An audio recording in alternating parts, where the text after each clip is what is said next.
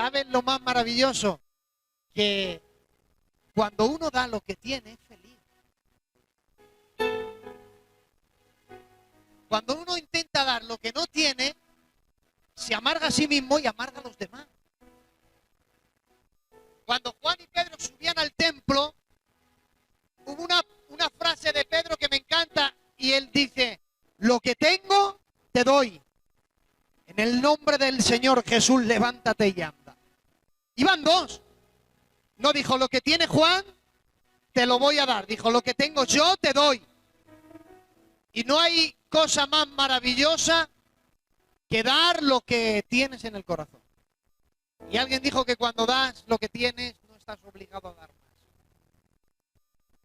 Por eso, ¿cuántos esperan una palabra de Dios? Vamos a la Biblia. Primera de Corintios, capítulo 2.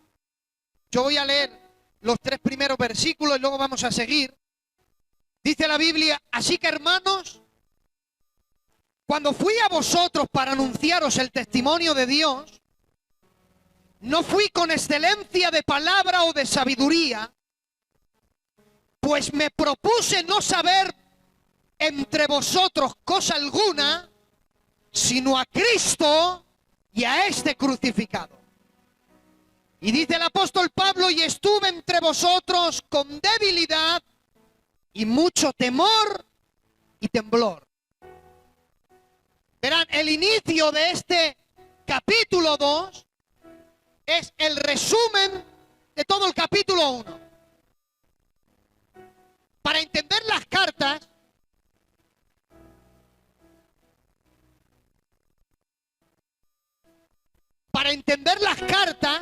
las epístolas, como Corintios, Gálatas, Efesios, Filipenses, para entender mejor las cartas tesalonicenses, las cartas que envió Pablo a las iglesias, es primordial que estudies Hechos de los Apóstoles. Y me dirá: ¿y para qué está ahí Hechos de los Apóstoles? Hechos de los Apóstoles está ahí para explicar el inicio de las iglesias, que luego Pablo escribe cartas. Entonces, para entender mejor la carta a Corintios, pues tendríamos que ir a Hechos de los Apóstoles. Tendrías que ir concretamente al capítulo 18, cuando la Biblia dice que Pablo llega de Atenas, para en Corinto, y cuando baja a Corinto, lo primero que le ocurre es que encuentra un matrimonio que él no ha predicado, que él no conoce, que la Biblia dice que viene de Ponto y que vienen de Italia y que van a parar justamente allí a Corinto. Dice que ellos tenían un trabajo especial, ellos hacían tiendas. Y ellos empiezan a hablar, este matrimonio empieza a hablar con Pablo y se dan cuenta que ambos son cristianos. Unos venían de un lugar, otros venían de otro, pero yo no sé cómo el Espíritu Santo une a personas. Y cuando el Espíritu Santo une a personas, hacen ahí una conexión divina. Escuche, cuando el Espíritu Santo te une a alguien, algo ocurrió en Corintios. Se unió el apóstol Pablo y un matrimonio. Y dice la Biblia que por 18 meses, no 3 días ni 4, 18 meses, tiene que decir y resaltar Lucas, el escritor, y esto se lo cuenta Silas y se lo cuenta Timoteo. Dice: cuando vimos a Pablo, estaba enteramente entregado a la predicación, vivía por y para predicar. Dice la Biblia que entraba en la sinagoga, discutía con los judíos, hablaba con los gentiles, porque en Corintio eran helenistas, eran griegos, no eran judíos. Y les hablaba a ellos. 18 meses predicando, dice la Biblia, tiempo y fuera de tiempo, entregado enteramente a la predicación. Y en 18 meses, conoces aquí la Priscila, ves las peleas que tuvo Pablo con los judíos, las peleas que tuvo Pablo con los griegos, que por cierto, tuvo más peleas con los judíos que con los gentiles. Qué pena que a veces se tengan más peleas entre cristianos que entre inconversos. Es una pena, hermano. ¿Conoces a gente como Crispo, que dice la Biblia que era un principal de la sinagoga y que ofreció su casa para hacer un culto? Porque si tu iglesia, si tu casa no es una iglesia, Esto es una palabra de semillas.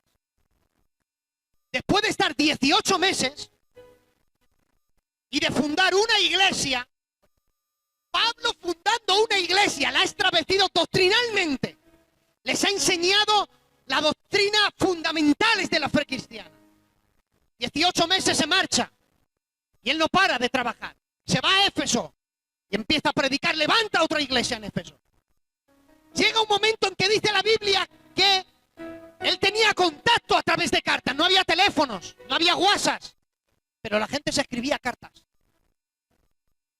Y una casa, una familia, que la Biblia los llama los de Cloé, se creen que era una familia que había acogido al apóstol Pablo en Corinto, le tiene que escribir una carta, informarle de todo lo que está pasando en la iglesia. Y le dice, mira, desde el día que te marchaste todo ha sido un desastre.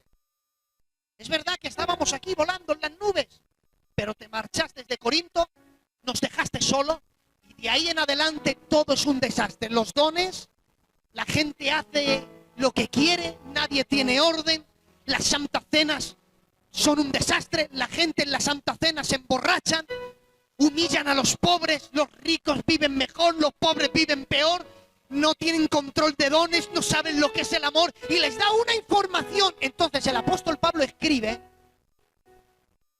y les escribe cartas a la iglesia de Dios en Corinto. Y nace Primera de Corinto, hace Segunda de Corintios, y en Segunda de Corintios deja establecido, hay un ápice en un versículo, que escribió una tercera carta de Corintios.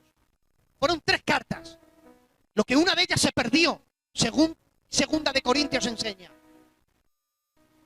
Y le tiene que decir al apóstol Pablo, he sido informado de los de Cloé, de que entre vosotros hay contiendas y divisiones. Y ahí la palabra contienda que usa el apóstol Pablo no era un cualquiera, era alguien estudioso y estaba, escuchen, escribía a griegos convertidos. Los griegos no eran normales, no eran unos analfabetos, no es que no sabían el abecedario, no. Los griegos, y además estos en Corinto, eran helenistas. Los griegos es la cuna de la civilización, de la sabiduría humana. Alejandría, cuna de filósofos. Los mayores pensadores, filósofos, ¿nacieron dónde? En Grecia. Los griegos, Aristóteles, Platón, Descartes, Sócrates, todos los mayores. La cuna de la filosofía que nació en Grecia, la mayoría pasó por una cultura helenista. O sea, que no eran unos tontos que se les engañaba. No. A nivel de mente, de sabiduría, estaban avanzados. No estaban en parvulitos. Ellos ya eran catedráticos de todo. Se sabían la historia de todos los dioses. Por eso cuando Pablo va a Atenas, y dice la Biblia que llega al Areópago, dicen que tienen dioses, un altar para cada dios. Y hay uno que es vacío. Y dice, al Dios no conocido. Tenían hasta altares por si se les olvidaba un Dios, también adorarle. Otro día lo predicaré porque a lo mejor lo ha escuchado la mitad de la iglesia. Ahí nacieron los estoicos, los epicuros. Y a nivel de filosofía y pensamiento y sabiduría eran lo mejor. Por eso Pablo sabe escribir y él no es un inculto. Es alguien culto que sabe usar las palabras. Depende el público que tiene delante. Y como sabe que no escribe a judíos, sino a griegos, les dice, está entre vosotros, he oído que hay contienda. La palabra contienda ahí en el griego, ¿sabes qué es? No es una palabra, es una persona. Dice, está entre vosotros, dice en el griego, Eris. Y Eris es la diosa de la contienda para los griegos. Les estaba diciendo, he oído por los de Cloé, me han informado que entre vosotros hay un demonio que está gobernando, el de la contienda. Tenéis a la diosa de la contienda ahí, le estáis dando el mayor lugar. Pero me encanta que dice, ¿sabes por qué me he enterado? Porque me lo han dicho los de Cloé. ¿Sabes por qué el apóstol Pablo dice, me lo ha dicho los de Cloé? Los de Cloé sabían que Pablo les iba a mencionar en la carta. Entonces, imaginaros cuando suben, tenemos una carta del apóstol Pablo, capítulo 1. Y dice, esta carta, quiero que sepas que la van a escribir porque los de Cloé, ¿dónde están la familia de Cloé? Levanten las manos. Ustedes informaron al apóstol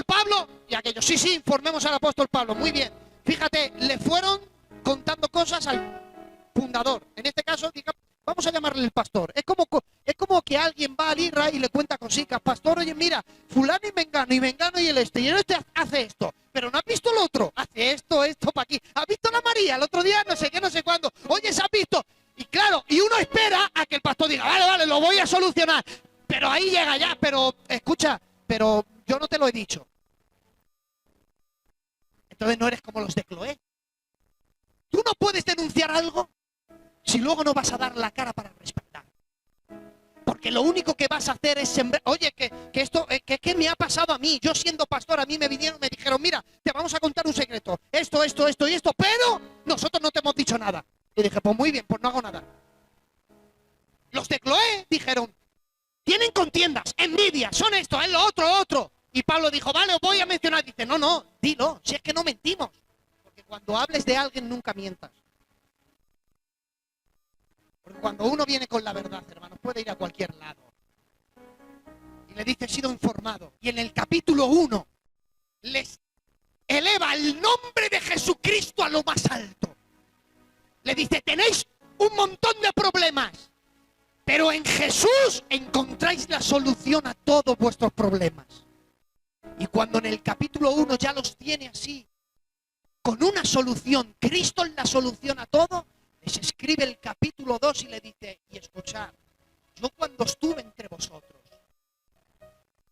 no fui con palabras persuasivas de humana sabiduría. Le estaba diciendo, vosotros creéis que siendo sabios lo arregláis todo.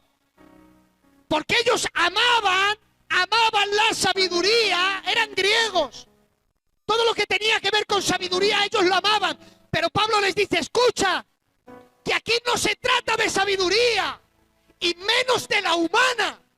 Y cuando dice de la humana, estaba hablando de la que ellos habían aprendido, de la que les habían enseñado desde pequeño.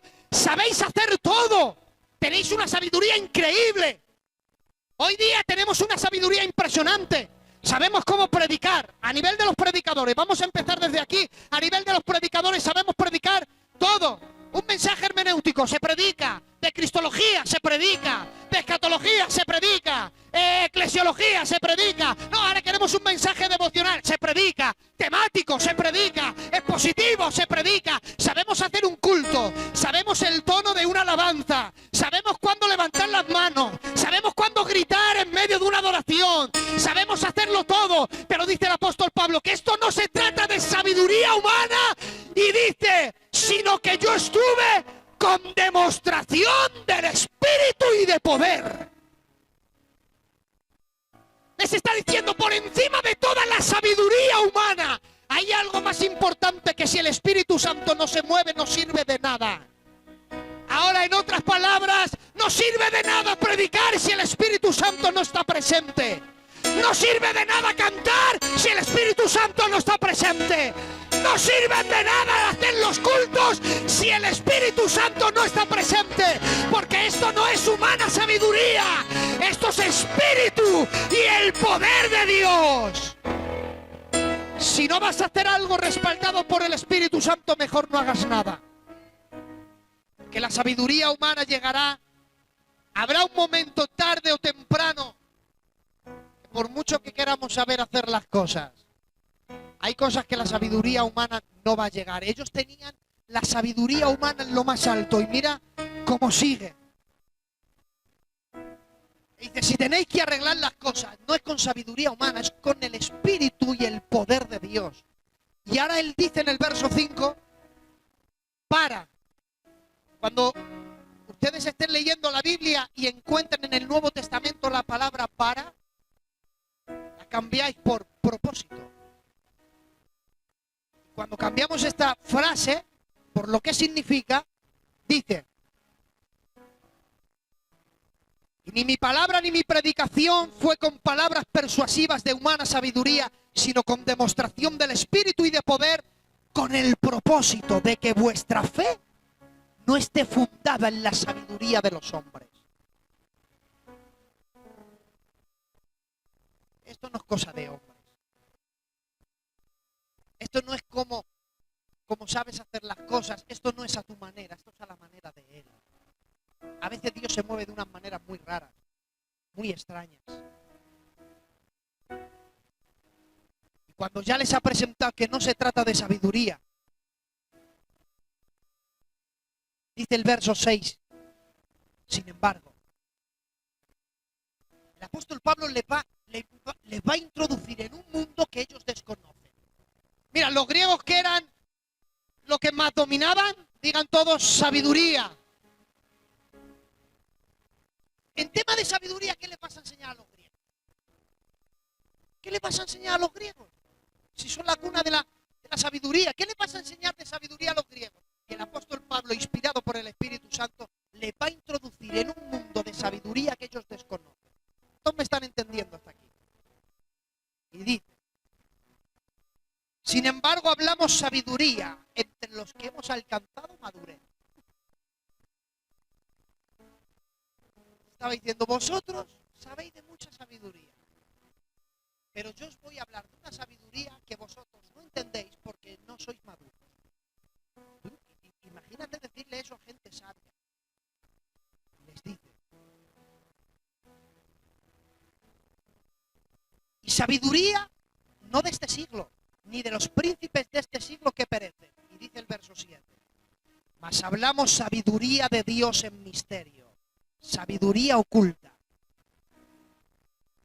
El apóstol Pablo les dice: mira, durante mucho tiempo habéis hecho las cosas a vuestra manera. Creéis que por saber cómo se hacen las cosas, el Espíritu Santo se va a mover. Como sabéis poner el grito adecuado y la oración exacta, y como sabéis cómo se hace un culto, y como sabéis cómo se hace, creíais que todo lo teníais resuelto. Y dice: pero yo os voy a enseñar otra cosa. Os voy a hablar de otra clase de sabiduría que desconocéis, y por eso tenéis tantos problemas, les dice el apóstol Pablo. Y esta sabiduría es un misterio.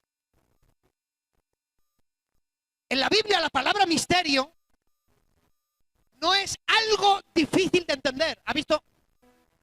Válgame, eso es un misterio. ¿Quién lo va a entender? Un misterio, humanamente, ¿qué es? Algo que no se puede entender. En la Biblia no. En la Biblia la palabra misterio no es que no se entienda, sino que es un secreto. Un misterio es algo que estaba secreto. Prueba, dice la Biblia: he aquí un misterio. No todos dormiremos, pero todos seremos transformados. ¿Eso se entiende? Sí. Pero imagínate a Pablo, le dice el Espíritu Santo: oye, mira, que te voy a enseñar algo. Tengo un secreto que no lo compartió todavía con nadie. Imagínate la conversación del apóstol Pablo con el Espíritu Santo. Tengo un secreto, no se lo he dicho a nadie. Ah, no, que, mira, resulta que llegará un momento en el que no todos van a dormir. Ah, muy bien, ellos entendían la palabra dormir. Siempre usó la Biblia esa palabra. El próximo mensaje voy a hablar acerca de los que mueren en Cristo Jesús. La palabra muerte en la Biblia no significa cesar de existir, sino separación. Ya está, separación. Porque cuando habla de los que parten en el Señor, habla como los que duermen. No como los que cesan de existir, sino como los que están durmiendo. Y le dice: Pablo, habrá un momento en que no todos van a dormir. Vale, Señor, pero todos seréis transformados. Y ahí está el apóstol Pablo: ¿y esto cómo puede ser, Señor? Era un misterio, es un secreto. Habrá un momento que seréis transformados sin necesidad de morir. Y eso se llama, ¿cómo? Arrebatamiento de la iglesia. En el arrebatamiento de la iglesia se transforma sin necesidad de morir. Entonces, un misterio en la Biblia no es algo que no lo entiendas, sino era un secreto. Y ahora el apóstol Pablo dice: mirad, Corintios, ya que sabéis de mucha sabiduría, os voy a enseñar un secreto. Os voy a hablar de la sabiduría oculta. Y claro, se esperarían a ver qué clase de enseñanza es la sabiduría oculta. Dice: mira, es tan impresionante la sabiduría oculta que no se puede ver. No la han escuchado. Por eso el contexto es: antes bien, cosa que ojo no vio, cosa que oído no escuchó, ni tan siquiera subido a corazón de hombre. Eso a veces se aplica como que Dios tiene cosas que tú no has visto, que tú no has escuchado, pero esto se refiere a esa sabiduría oculta. Os voy a mostrar algo que el mundo, que el ojo no vio, que el oído no escuchó, y la sabiduría oculta no es otra cosa, no era algo, era alguien. ¿Y sabes por qué es alguien? Porque dice la Biblia, sabiduría oculta, la cual predestinó de los siglos para su gloria. Es decir, que la sabiduría oculta ya estaba predestinada. Y es que antes que Dios dijera sea la luz, dijo sea la cruz. Porque la cruz estaba desde antes de la fundación del mundo. No había creado Dios a los ángeles, no había creado Dios nada. Y Dios en su presencia, no sabemos cómo, pero es Dios y puede hacerlo. Él vio el futuro de todas las cosas y vio que se metería en la tierra un veneno llamado pecado. Y antes de permitir todo eso, Dios dijo, antes de que aparezca el veneno, les voy a crear el antídoto. Por eso la cruz estaba desde antes de la fundación del mundo. Entonces el apóstol Pablo les está diciendo, la sabiduría oculta no es algo, es alguien. Y mira por qué, y estos son los últimos minutos de gloria. La que ninguno de los príncipes conoció. Miren, porque si la hubieran conocido, nunca hubieran crucificado al Señor de gloria. Entonces, algo no se puede crucificar, pero alguien sí. Entonces la sabiduría oculta no era algo, es alguien. El evangelio no se trata de algo, se trata de alguien. No sé si te has acostumbrado a tratar a Dios como una persona. Él es alguien. Ya que no le veo, pero es alguien, hermanos. El evangelio no es algo, el evangelio es alguien. La sabiduría oculta no es algo que te enseñan y ya está, y te enseñan a cómo. No, no, no, no. La sabiduría oculta es alguien. Y dice, es alguien tan profundo que si lo hubieran conocido, nunca hubieran crucificado al Señor de gloria. Y ahora es cuando mi mente se remonta y digo, ¡ay, mesonero, si lo hubieras visto! ¡Ay, lo que te perdiste, mesonero! Llegó al mundo la sabiduría oculta. Llegó al mundo el secreto que Dios tenía. Hubo un secreto en la eternidad en el corazón de Dios. ¿Sabes cómo se llamó? Cristo Jesús. Era el secreto escondido. ¿Has visto el texto que dice lo que bienaventurados vuestros ojos porque ven y vuestros oídos porque oyen? ¿Cuántos se acuerdan de ese texto? Lo dijo Cristo. Dijo, bienaventurados vuestros ojos que ven y vuestros oídos porque oyen, porque muchos profetas quisieron ver lo que veis y no lo vieron. Escuchar lo que escucháis y no lo escucharon. ¿Sabes a qué se refería Jesús? Estaba citando un salmo. Se está diciendo, los profetas desearon verme a mí y no me vieron, pero bienaventurados vuestros ojos que están viendo lo que los profetas querían verme a mí y no pudieron. Y dice, pero escuchad lo que escucháis y tampoco lo escucharon. ¿Sabes qué era? Dice la Biblia, y les hablaré en parábolas. Misterios escritos desde antes de la fundación del mundo. Entonces, escucha, no solamente antes de la fundación del mundo Dios dijo, sea la cruz. Es que me imagino a la segunda persona de la Trinidad sentándose, cogiendo un boli y un cuaderno y dijo, voy a hacer un mensaje. Esto lo entienden los predicadores. Cuando recibimos un mensaje estamos deseando ministrarlo, sacarlo de aquí, pues no podemos vivir. No sé si os pasa eso, a mí me pasa eso. Yo cuando recibo una palabra, hasta que no la suelte, no puedo vivir. Me imagino a Jesús sentando y escribiendo un mensaje, se llama las parábolas. Bienaventurados los pobres de espíritu, porque de ellos es el reino de los cielos. Y en medio de todo su mensaje saltaba una parábola. Mira, el reino de los cielos es semejante a un hombre que echó una red en el mar. Esas son las parábolas. ¿Sabes cuándo las escribió? Dice, desde antes de la fundación del mundo. ¿Te imaginas a él preparando un mensaje desde antes de la fundación del mundo y esperando 1000 años? Y en la historia del hombre, hasta que no llegó el tiempo del cumplimiento, no compartió lo que ya había preparado desde antes de la fundación del mundo. Llegó la sabiduría, quien había creado la tierra. Escuchen, había creado todo, dice la Biblia. En el principio era el verbo. El verbo era con Dios y este era Dios. Este era en el principio con Dios y dice, todas las cosas por Él fueron hechas. Sin Él, nada de lo que ha sido hecho hubiese sido hecho. Y tiene que decir en el verso 14, ya que el verbo se hizo carne. Al encarnar el verbo está diciendo, Cristo es quien hizo todas las cosas. Tiene que decir Colosenses, Él es el que sustenta todas las cosas con la palabra de su poder. Él es la imagen del Dios invisible, el primogénito de toda creación. Él era todo. ¿Te imaginas al que era todo dentro del vientre de una mujer llamada María? El que ha creado el tiempo, el que ha creado la eternidad, espera 9 meses, el tiempo de la gestación.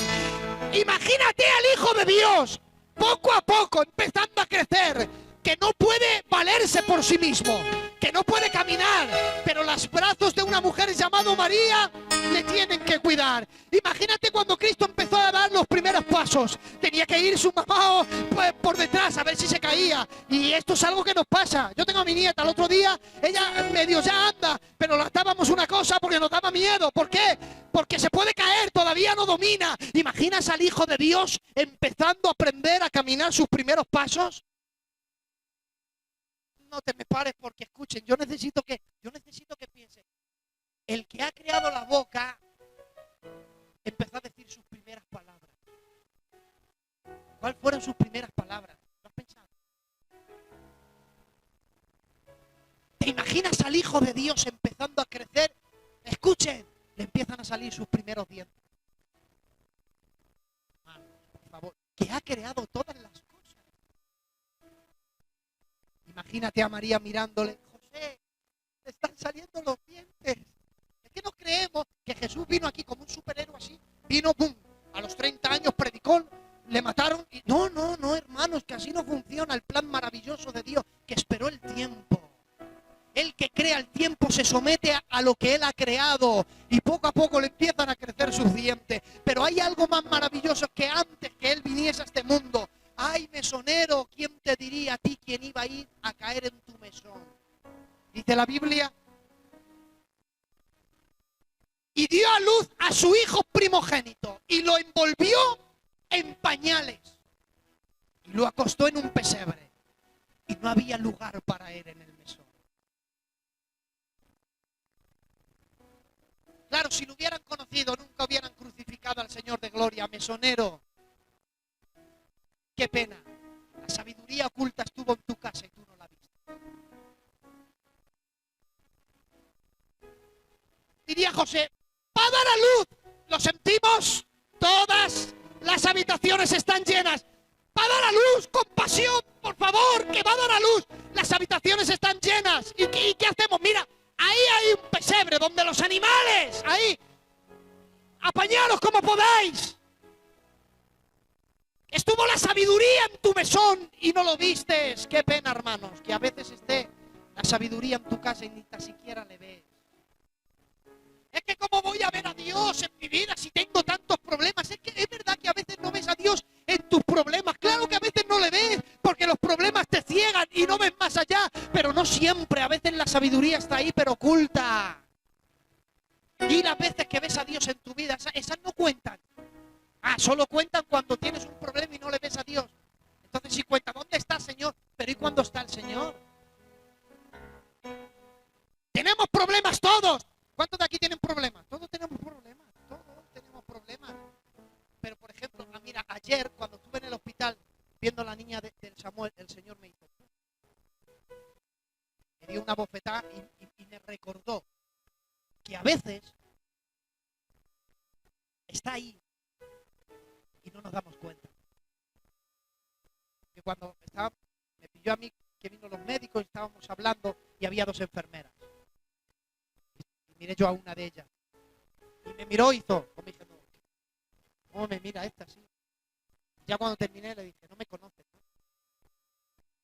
Como diciendo, déjame recordar porque me suena de algo pero no sé de qué. Y digo, la niña, sí, tú eres el papá de la niña, ¿no?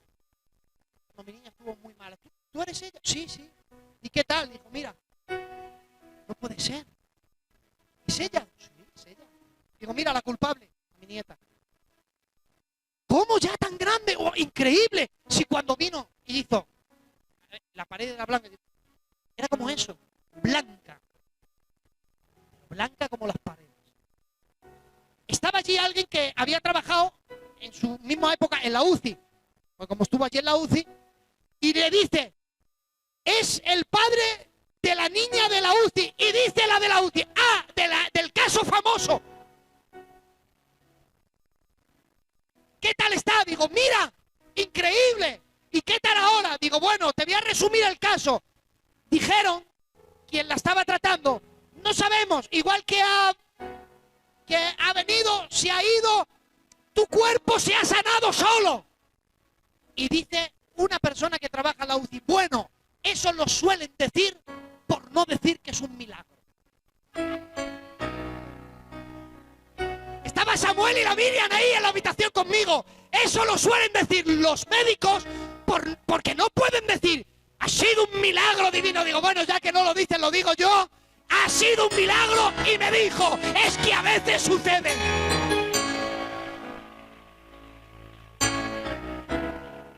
Ya, pero ahora yo tengo problemas y no veo a Dios. Pero es que he visto a Dios en muchas otras áreas. Tienes que aprender a ver a Dios.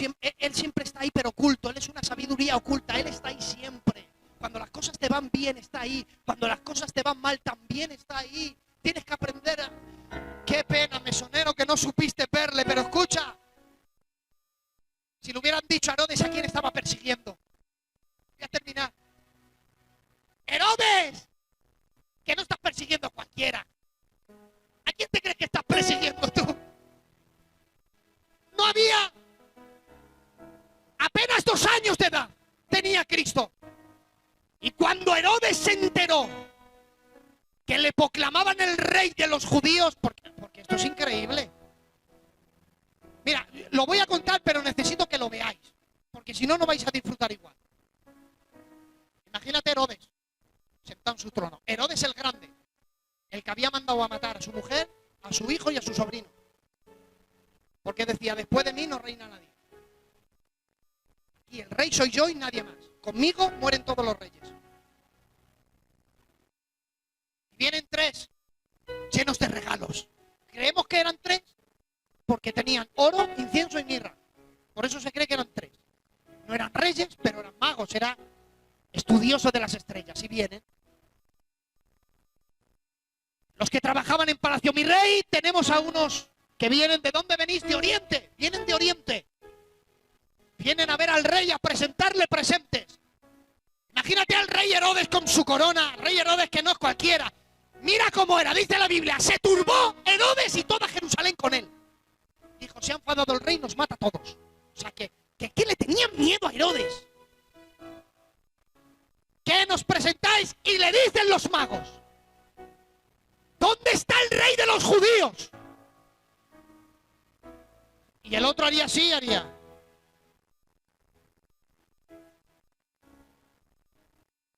¿No ven la corona? Yo soy el rey de los judíos. Era rey de los judíos. Y otro mago, no, venimos a ver al rey de los judíos. Os he dicho que yo soy el rey de los judíos. No sé, pero la información que nos ha dado es otra. No puede ser el rey de los judíos porque el rey de los judíos acaba de nacer. Venimos no a darle presente, venimos a adorarlo. Lo que todo rey había deseado desde el Génesis, desde Nimrod. Todos los hombres desearon adoración. ¿Saben por qué los hombres crueles desean adoración? Porque es el deseo de Satanás. Le dice, todos los reinos de este mundo te daré, si postrado, ¿qué? Me adoras. Por eso nunca Dios ha dicho, adoradme a mí, que me encanta vuestra adoración. No, Él no pide adoración, dice la Biblia. Él busca adoradores. Él no busca cosas, Él busca personas. Él dice, me interesan más tú que lo que tienes. Te amo más a ti que lo que me puedas dar. Y cuando le dicen, venimos a adorarle, Dice la Biblia que mandó matar a todos los niños, porque cuando alguien se ve amenazado, las cabezas vuelan. ¿Quieres distinguir a alguien que es cruel? Amenázale. Qué pena, hermanos, que cuando alguien se siente amenazado empieza a matar sueños a los demás. Que Dios nos libre de los Herodes, que se dedican a arruinar y matar los sueños de los demás. Herodes, ¿a quién te crees que persigues, hombre? Si no quiere. Hubo una vez que era grande y vinieron con espadas y palos a prenderle. Y Pedro saca la espada y a uno de los siervos del sumo sacerdote le tiene que cortar la oreja y le dice: ¡para! ¿Qué haces? ¿No sabes que al que espada hiere, espada muere? Porque mira, hay algo que no puedes evitar, lo que siembras recoges en esta vida, te lo digo yo. Y te lo digo yo porque lo dice Él. Porque Dios no puede ser burlado, todo lo que el hombre siembra, eso cosecha. ¿No ves que al que espada hiera, espada muere? Y le dice: tú no sabes que si... Mira, es que ya le salió lo suyo, le dijo: ¿sabes que si yo oro a mi Padre vienen 12 legiones de ángeles? Imagínate que harían 12 legiones de ángeles si un ángel mató en una noche a 186.000 personas. En una noche. Pasó un ángel y murieron 186.000. Imagínate que hacen 12 legiones. Si a mí nadie me quita la vida. Estaba Pilatos: ¿oyes? Dime algo que yo puedo soltar. Le mira a Jesús golpeado y le dice: ninguna potestad tienes tú sobre mí, sino la que te es dada del cielo. A mí nadie me quita la vida, dijo Cristo. Yo la pongo y tengo poder para volver a tomarla. ¿A quién te crees que estás persiguiendo, Herodes? Que no persigues a un cualquiera. Que estás vivo gracias a la misericordia de Dios. Ten cuidado con perseguir a Cristo. Y dirás: yo nunca he perseguido a Cristo. Se le presenta a Cristo a Saulo cuando era Saulo y dice: ¡Saulo! Una voz: ¿por qué me persigues? Claro, el otro diría: yo a ti no te persigo. ¿Sabes por qué no pudo decirlo? Porque dice la Biblia que en aquel tiempo Saulo perseguía a los cristianos. Los encadenaba y los llevaba a rastras y los mataba. Y le dijo: ¿por qué me persigues? Saulo entendió que persiguiendo a la iglesia le persigues a él. Saulo sabía que dañando al cuerpo de Cristo lo dañas a él. El que se dedica a dañar a la iglesia tiene el espíritu del anticristo. Y todo lo que se opone a Cristo se opone a la iglesia. El que persiga a la iglesia le persigue a él. Y quien persiga a él, que Dios le libre, porque dice la Biblia que el brazo de Jehová todavía no ha sido cortado. Te conviene cuidar esta casa. Te conviene cuidar al que tienes al lado. Te conviene no criticarle. Es que Dios, Señor, ¿cómo has permitido que me apartase de fulano y de mengano? Es que Dios ha escuchado conversaciones que tú no has oído. Te ama Dios tanto y te cuida que dice: mira, este cuando no está contigo, habla mal de ti, fuera. Más vale que nunca te atrevas a perseguir. Y con esto termino. ¿Qué se pensaban los escribas y fariseos? ¿A quién querían engañar? La sabiduría oculta estaba pisando en la tierra. Y le llegan. Y dice la Biblia: y lo dijeron para prenderle. Jesús, dinos una cosa. Porque hay quien pregunta para humillar. Hay quien no pregunta para aprender. Y estos no preguntaban para aprender. Preguntaban para humillar. Y dice la Biblia: querían prenderle en algo. Jesús, tenemos una pregunta. Oye, ¿es el bautismo de Juan? ¿De qué es? ¿Es del cielo o de los hombres? ¿Nos puedes responder? Querían prender en pregunta. ¿Sabes por qué Jesús le dijo eso a los escribas y fariseos? Porque ellos le habían dicho otro. Querían prenderle. Fue como en el momento en el que le dijeron: oye, vamos a ver, ¿es lícito dar tributo al César? ¿Qué hacemos con el dinero? Le tenemos que pagar impuestos. Y le dice: a ver, sacadme una moneda. Darle la vuelta. ¿Qué cara hay? La del César. Y dice, bueno, pues dar a César lo que es de César y dar a Dios lo que es de Dios. ¿A quién creían que podían prender?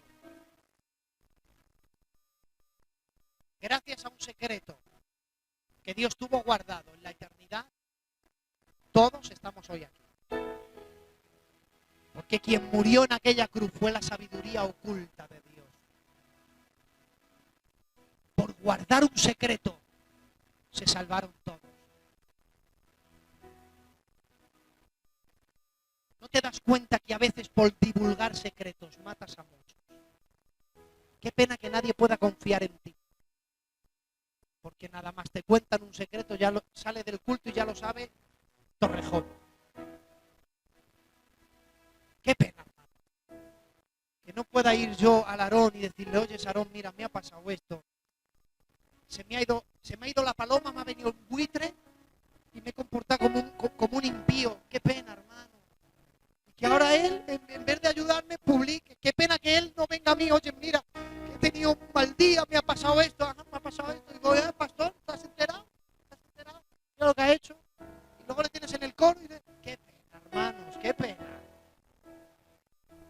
Si sales a este mundo y lo único que te pasa es que te pegan palos desde que te levantas hasta que te acuestas, esta vida, este mundo, son golpes. Dice la Biblia, corto de días y ansiado de sinsabores. Si tenemos que venir aquí a ser un refrigerio, que diga, quiero ir al culto porque cada vez que voy al culto salgo mejor. Lo que no puede ser es que vengamos aquí al culto y salgamos con más heridas. Que no queramos estar entre nosotros porque nos hacemos más daño. Que Dios nos libre, hermanos. Cuando te cuenten a alguien, guarda un secreto. Que gracias a un secreto estamos todos aquí hoy.